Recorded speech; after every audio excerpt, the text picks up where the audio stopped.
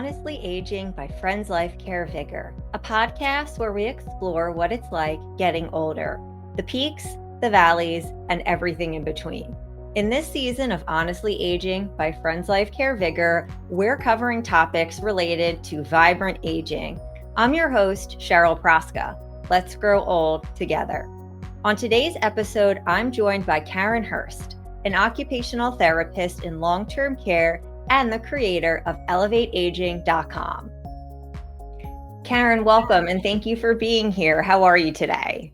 I'm doing well. Thank you for having me. Absolutely.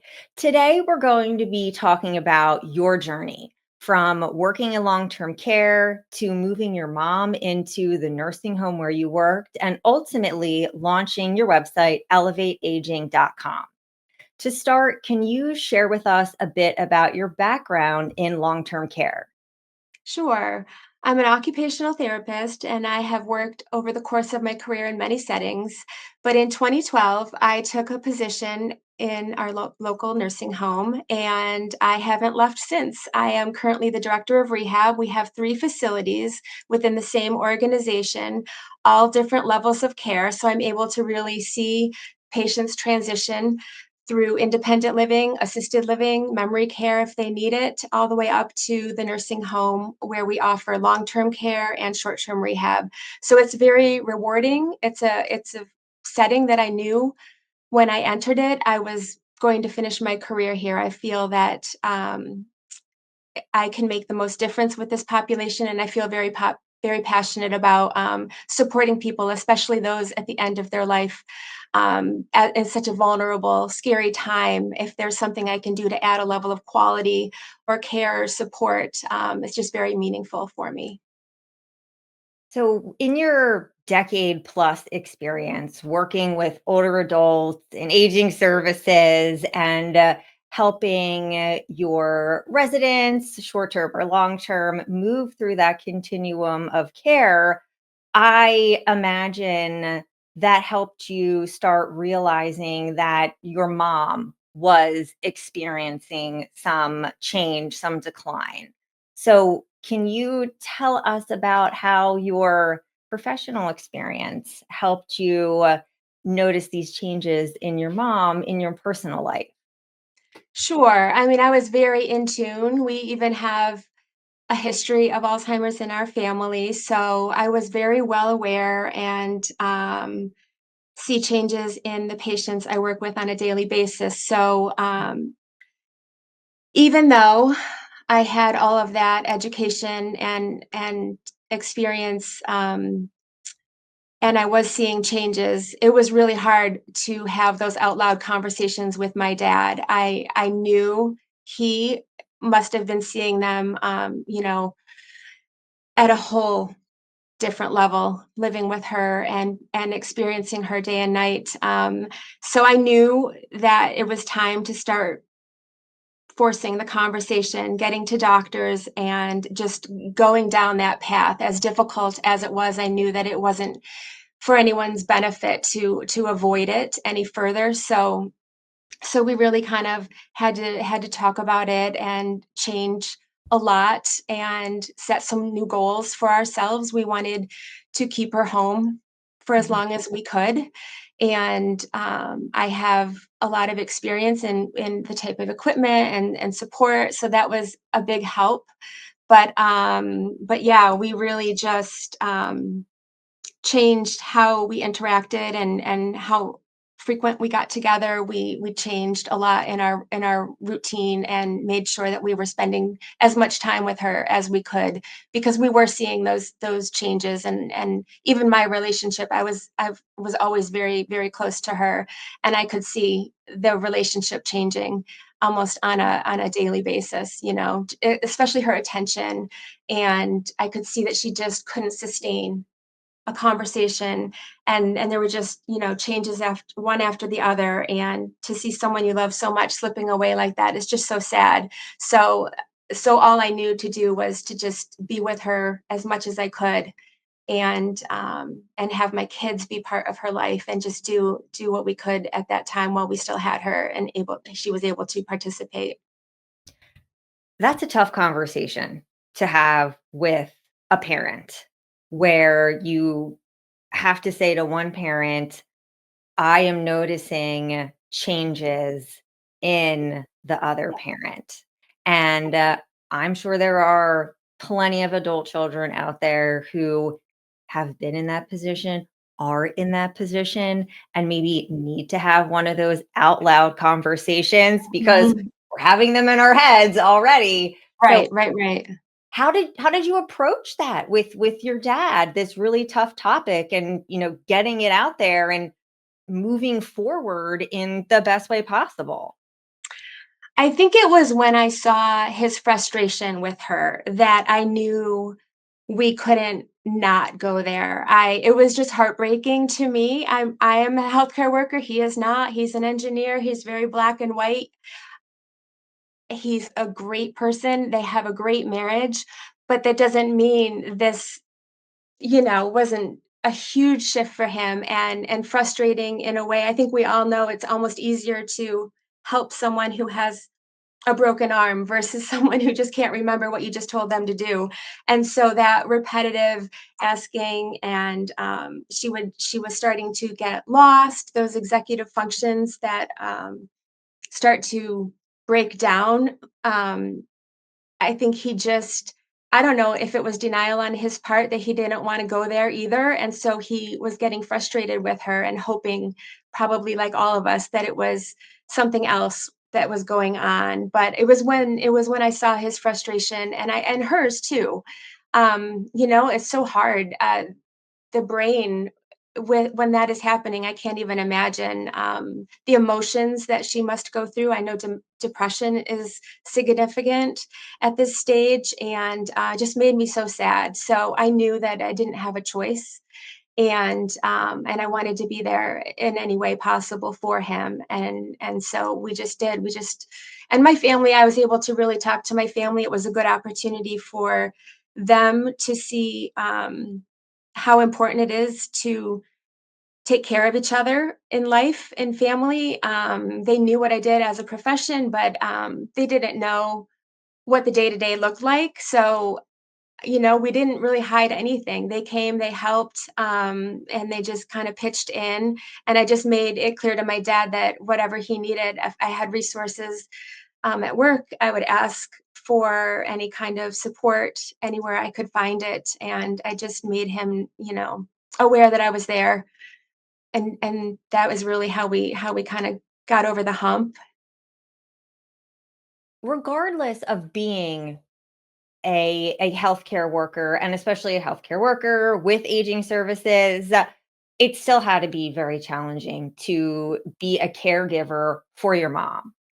Are you willing to share what that experience was like for you? Again, because I know there are people listening who are going through the same thing, and knowing they're not alone could really mean a lot. Yeah, it was very, very hard, especially as I said, I was so close to her, and I was so sad that I didn't have her to run my problems by and to get her feedback and talk to her about my kids who were teenagers and not easy. So I missed her so much. So it was like I was dealing with a little bit of anger as well, or maybe a lot of anger. I don't know. But yeah, it's just so challenging. I ended up taking a shift either in the morning before work or after work. It didn't matter. Sometimes it was both. I would help with her morning routine. We did get aid support in the house to cover some of the other times of day. I just was there as much as I could, and I really wanted to keep her moving, walking, um, being able to do for herself until she truly couldn't, because I knew how fast we can lose those functions if we don't keep moving and keep staying active. So that was just a big part. I did what I could to educate my dad, and again, my kids and my husband came over, and we all just kind of spread it out, and we're able to offer any level of support that we could to keep her home. Even with all that support between you, your family, your dad, bringing in home care aides, there was a time when it was the best decision for your mom for her to move into a nursing home. What makes your story, like, especially poignant is that it was a nursing home that you were working in, and Right. I'd be so curious to know, how did that impact your perception or the way that you think about facility care and the way that you go about, like, caring for your residents now?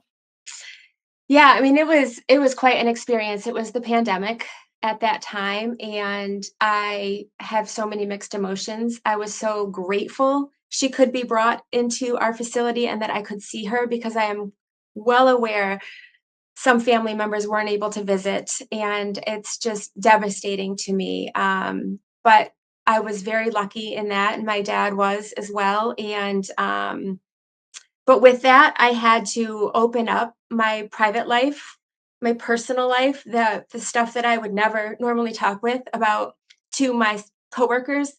I had to really let myself be vulnerable and trust in the staff in a way that I never had to do when I simply worked there.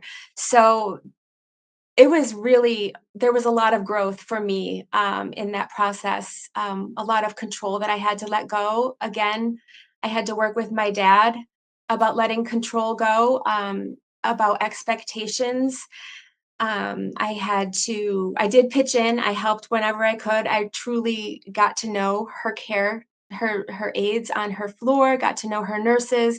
I really made sure that there was a very high level of respect for what they were doing, and it just mattered to me that they knew I was so grateful for what they were doing for her, and that I was there as a support. And you do that, and you do get it back if you give it out there, and you are there with good intentions and love. I did get that back, so I am so grateful for everyone in the nursing home.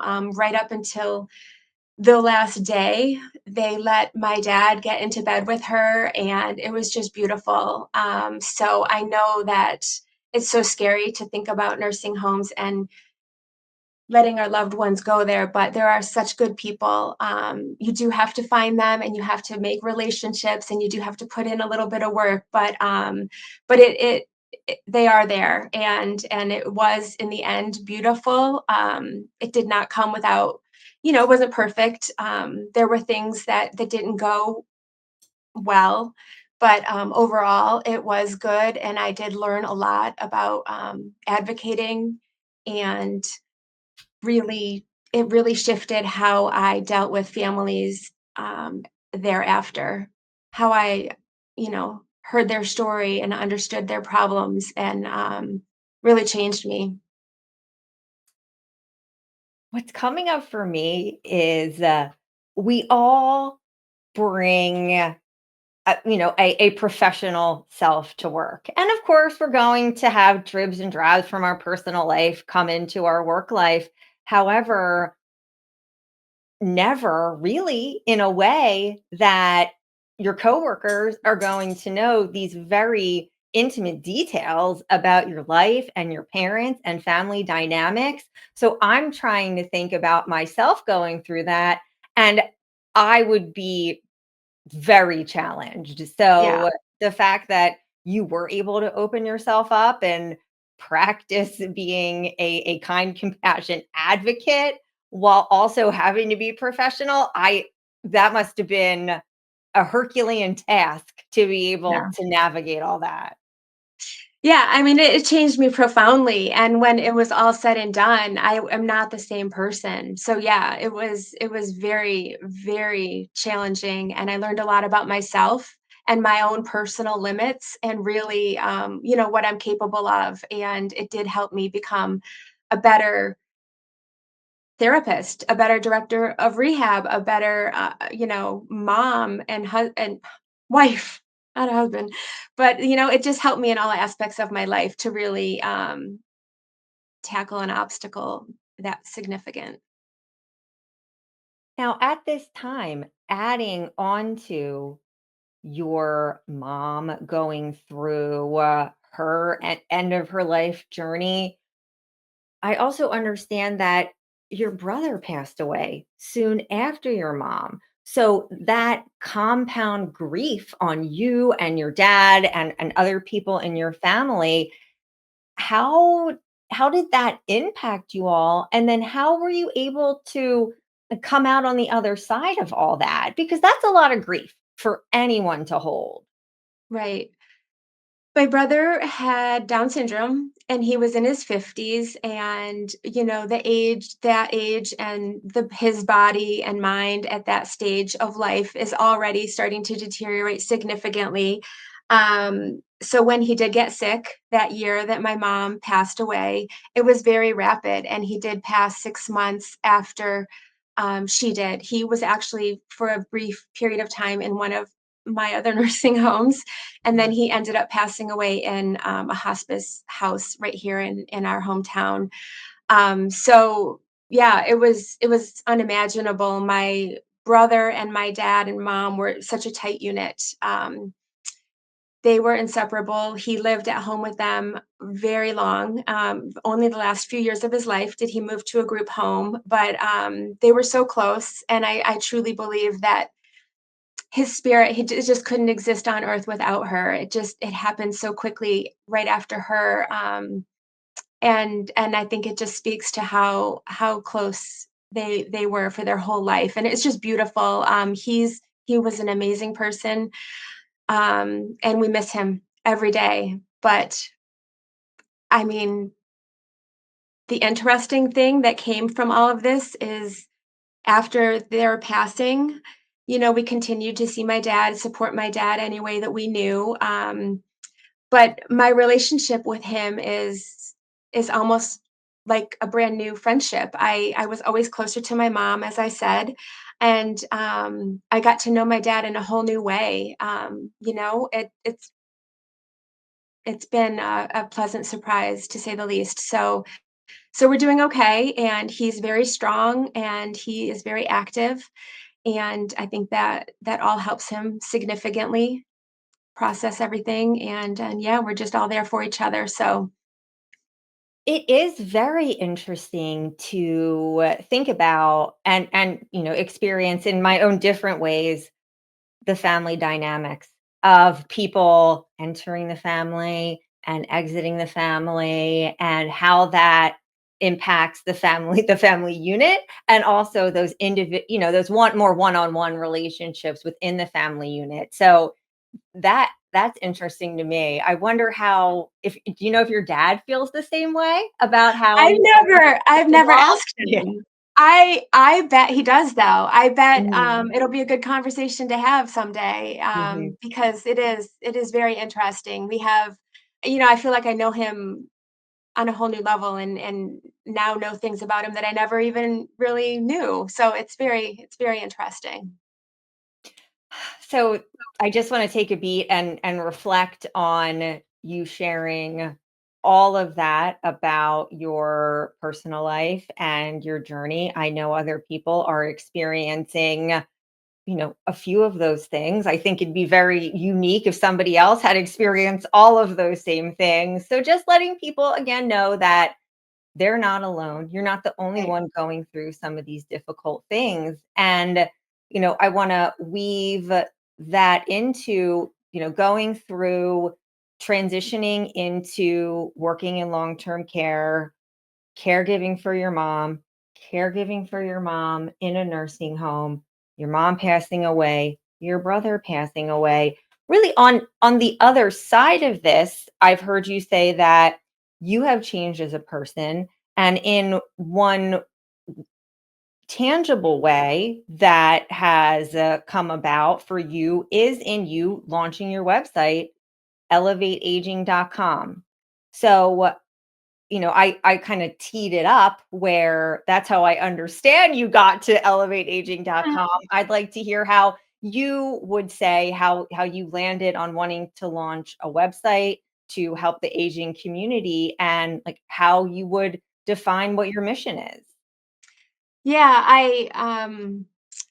I think I've already suggested how deeply this whole experience that I went through changed me, and I really went into a reflective, quiet space after they both passed away. I really reevaluated everything in my life. I went through genetic testing, I changed my diet, I did all that I could to learn about Alzheimer's and read and understand, and I really just came out deciding that I wanted the next chapter of my life to be different. Not that anything in my life is bad, but I just wanted more, and I didn't know exactly what that meant, but I knew I wanted richer, more meaningful experiences. I just didn't know how I wanted to get there. So I did a lot of exploration. I did a lot of learning. I even tried for a little while, understanding and dabbling in the stock market. I've always been interested in the stock market, but at the end of the day, like you said, I just kept coming back to my skill as an OT, my passion for long term care, my mom's story, and I knew that if I was gonna do something different, it was going to have her at the center of it, and it was going to be helping people still. And another part or a statistic that really kind of stuck with me that helped me make a decision was that 70 to 80% of healthy aging is through life choices and environment and not genetics. And that number, some statistics, it could be even greater. So it really made me realize I need to do more with that. And I care a lot about natural aging solutions. I really want to find ways to enhance that process. We know we need to exercise, we know we need to eat well, but I'm very interested in the technology that exists out there, and I have found a lot of wellness products that can really enhance what we're already doing for ourselves, what our bodies are already trying to do during the aging process. So things like cellular regeneration, improving inflammation in the body, again, enhancing brain health, improving energy, all of those things I became very interested in, and am kind of circling wellness products and non-invasive solutions, and tying that to the next chapter of my life, and how we can all like be empowered to choose better and feel better. Would you prefer to age independently in your own home or live in a nursing facility? I know what I'd rather do. Friends Life Care membership offers just that. Plan today for a future lived at home with vitality, independence, growth, and resilience while protecting your savings. Learn about your options at a free seminar or webinar. Register at friendslifecare.org/register or call 215-628-8964. Welcome back to Honestly Aging by Friends Life Care VigR, where today I'm joined by Karen Hirst to talk about her experience working in long-term care, being her mom's caregiver, and starting her website, elevateaging.com. So how do you go about deciding what products you want to feature on the website? So it is, I want products that are non-invasive and products that aren't complicated to use. I like things that kind of are behind the scenes working with our bodies to do what we're already doing. Life is hard enough, so I choose products that will really just enhance but are kind of doing the job behind the scenes. One of the products when I was on elevateaging.com that I'm very curious to learn more about is the EV sensory platform. And that seems like it's using light, in the background that could help people of any age with their cognition. So, can you share more articulately, more than me being more articulate about that platform? Sure. Yeah, it's the EV light, and it's light technology basically for cognitive wellness. So the core concept is that light flicker at 40 hertz can impact the gamma brain waves in a positive way. And really, the gamma brain waves are the waves that synchronize all of the brain waves and have a lot to do with concentration and memory. And so, the great thing about the technology is that because you hear of thick flicker and you're thinking, I can't have something flickering in my face, but the technology is invisible spectral flicker. And so, they have come up with a way to sort of the flicker is using 2 shades of white that's almost imperceptible to see a flicker, and so it's basically a comfortable white light, and it's or a lamp, you could call it a lamp, it's a light panel, and it basically sits just in your field of vision. It can be in your periphery, it can be placed on a table when you are cooking, reading, watching a movie, and it's recommended for use for up to an hour a day. And really, while you're doing your tasks, it's nourishing your brain. And as I said, it can improve focus. There are some studies that suggest that it improves sleep, can reduce anxiety and mood. And some of the research that's exciting has shown that it can slow brain atrophy and even reduce the amyloid um, beta and tau proteins that are such hallmarks of Alzheimer's disease. So there's some exciting research, and it's really for anybody. It can be for you or me or anyone with mild to moderate cognitive impairment as well. So they're seeing benefit across the spectrum, and more people are getting excited about it. And I love what I'm hearing about it, and it really seems like such a great way to help our brain health without, impacting our daily routine. And I found that there's an ever increasing interest in these holistic, naturopathic approaches to healthy aging. And I totally get what you're saying about using those types of methods to help us in our aging journey. Is there anything more you want to say on that topic and how it relates to your mission with elevateaging.com? No, I just feel like, it's an exciting time right now. I think there are so many choices for us, and I really want the platform to help people to feel empowered, to advocate for themselves, to go and ask those questions because we don't need to deal with pain. There are choices for us out there, and it might not be, hopefully, not always a medication. That's a big part for me is trying to stay medication free for as long as I can. And I just really think that we need to look at what our bodies are doing naturally and how to just enhance those processes and make them function even better. Because in order to have the best life experiences to get out there outside of the house and engage in activities, we do have to feel good. We have to feel good first. So that is really what I'm trying to help people achieve. Are there any daily practices or as many days as possible practices that you would recommend for aging well? And you have a lot of experience both professionally and personally in in this field.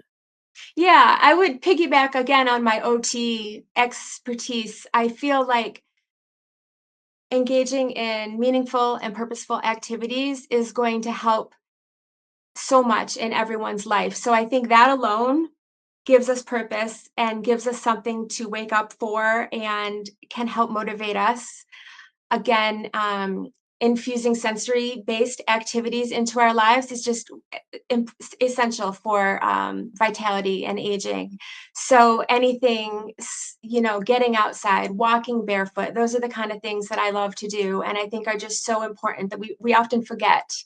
Um, I love yoga. I feel like stretching and that proprioceptive input, that's a sense as well, sensing where our body position is and our muscles and really stretching to their fullest extent and feeling that end range is just so important, I think, to really to do that on a regular basis, to just keep moving. Our muscles shorten as we age.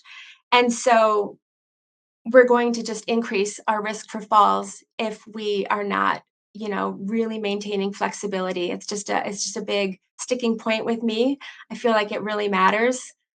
Another sticking point in my therapy is dual tasking. I believe that nobody, well, I won't say nobody, but less people will fall if all they're doing at that moment in time is focusing on their walking.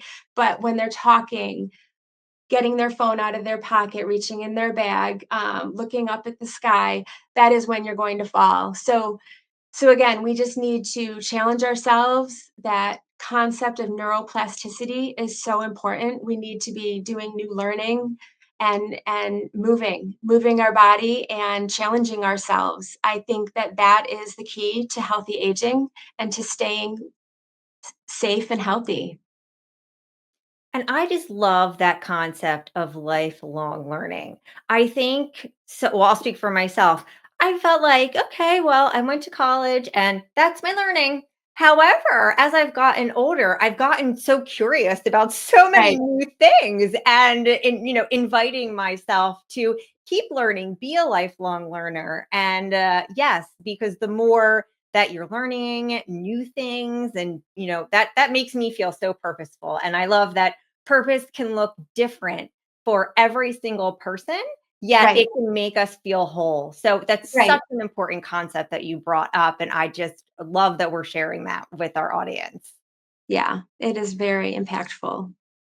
Now, before we close, I do just want to go back a little bit to our caregiver part of your story.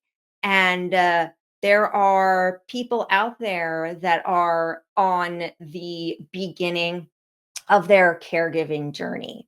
So, for those listeners that are really in those beginning stages as a caregiver, whether it's for a spouse, a parent, a loved one, what advice might you give to them?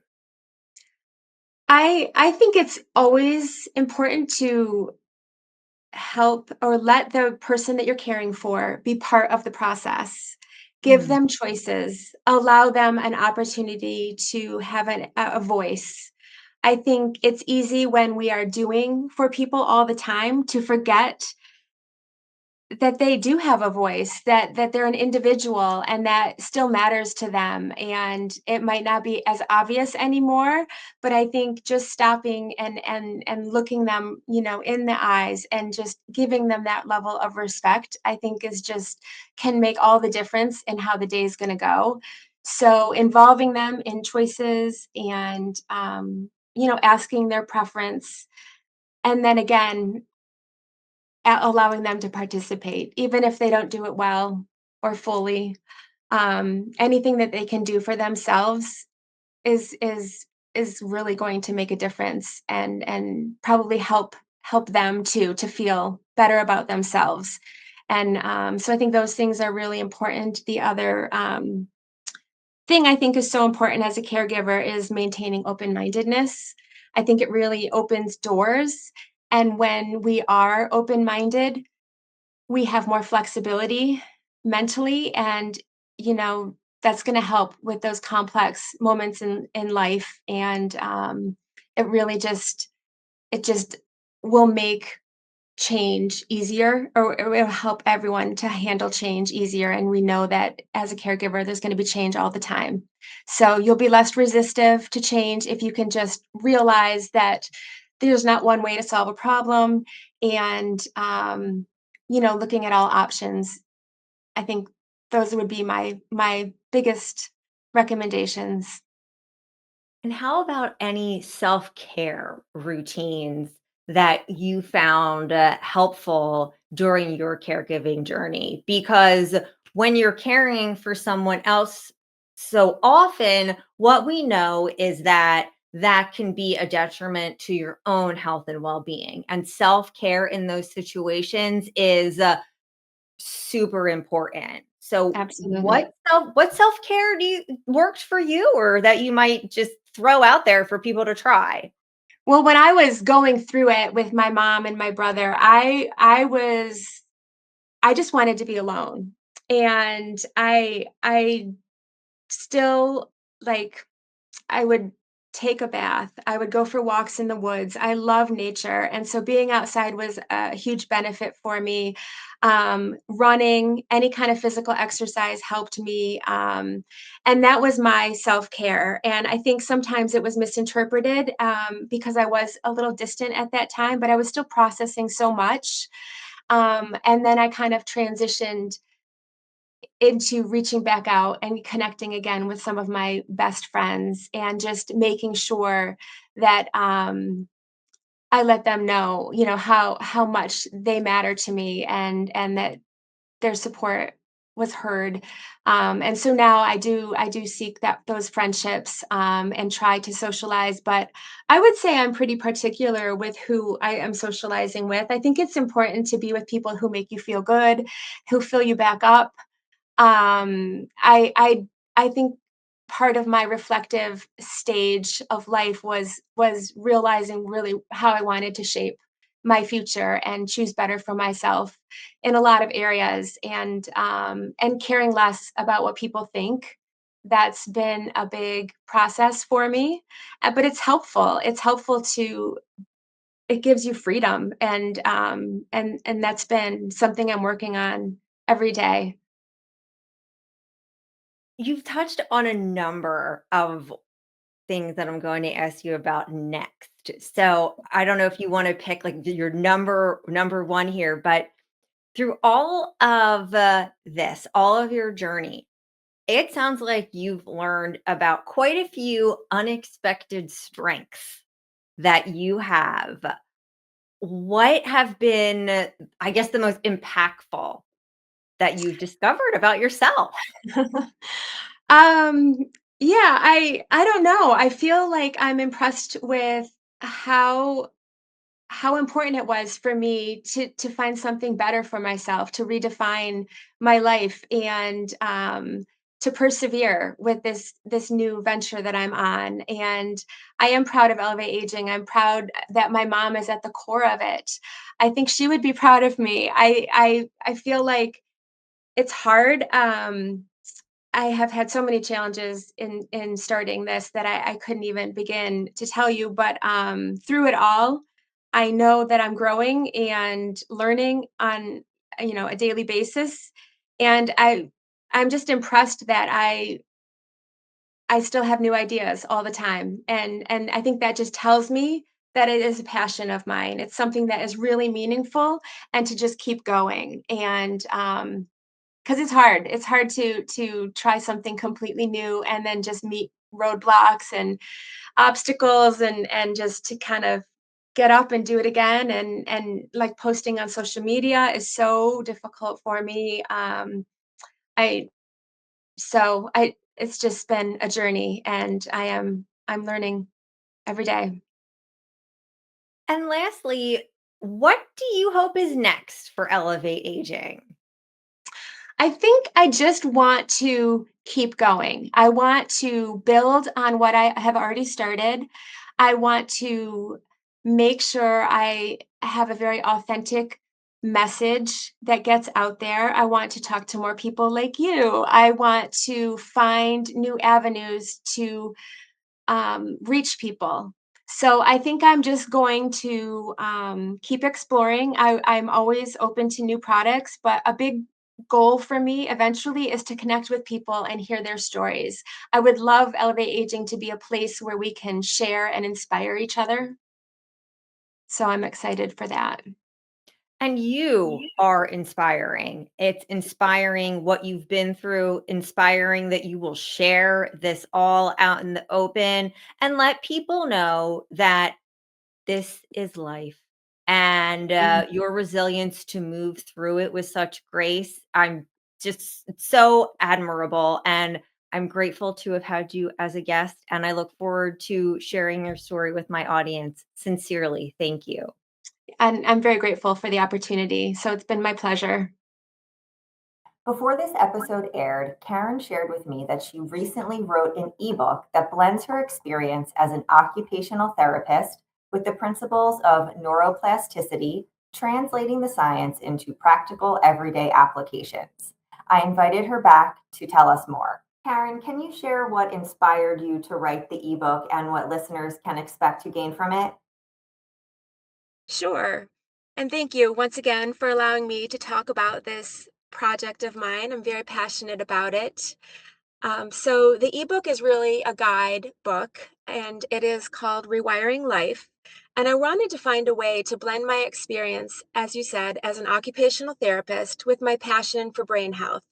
The activities we do every day truly shape our health, our brain, and our sense of purpose. And I wanted to take this concept one step further and explore how the principles of neuroplasticity, which is the brain's ability to change and form new connections throughout life, can be used thoughtfully and intentionally to really further enhance our aging process. In the book, I explore the idea that our brains and habits remain much more adaptable for a lot longer into our life as we were often led to believe initially. The practical areas of everyday life, things like morning routines, physical activity, nutrition, and stress management, how all these small intentional shifts in these areas can gradually change how we feel and function. One area that I have spent a little extra time in is on stress management. It's just very meaningful to me. And I don't mean the stress of big things. But what we often overlook is the stress that is shaped by the small, repeated experiences of daily life. Things like poor sleep, constant busyness, or sometimes even the opposite, which is lack of movement or even social isolation. Over time, those subtle stressors can really quietly accumulate. But the reality is, stress is a normal part of being human. And what matters more is how well our nervous system can move in and out of managing that stress, how quickly we can help it return to a state of balance. So the book explores ways we can support our nervous system through these everyday activities like movement, time in nature, breath work, any meaningful engagement. These supportive routines can really help regulate our nervous system in healthy, natural ways. I believe that when we understand stress is not something to fight, but something we can learn to regulate through our daily life, it really opens up a lot of empowering possibilities. And what I really hope readers take away is a sense of empowerment, not the idea that they need to completely reinvent their lives, but truly just understand that small, thoughtful changes in daily habits can truly begin to rewire how we experience our years ahead. I am so grateful that you brought up stress and stress management. A number of years ago, I was going through a particularly stressful and overwhelming time. And I remember talking to a friend, and I felt so alone in that stress. And I remember her saying to me, Cheryl, everybody has stress. Every Right. last person, and it's all in how you deal with it, how you manage it, and the fact that you're bringing this forward, I particularly find important and impactful. So I look forward to hearing about what your strategies are in the book so that I can try to incorporate them into my own life, especially at those particularly stressful times. Yeah, thank you. I hope it is helpful to people. There is a workbook at the end that kind of helps give people a starting point and help them analyze their routines and habits. I think that can help structure and give them an idea as to where to begin.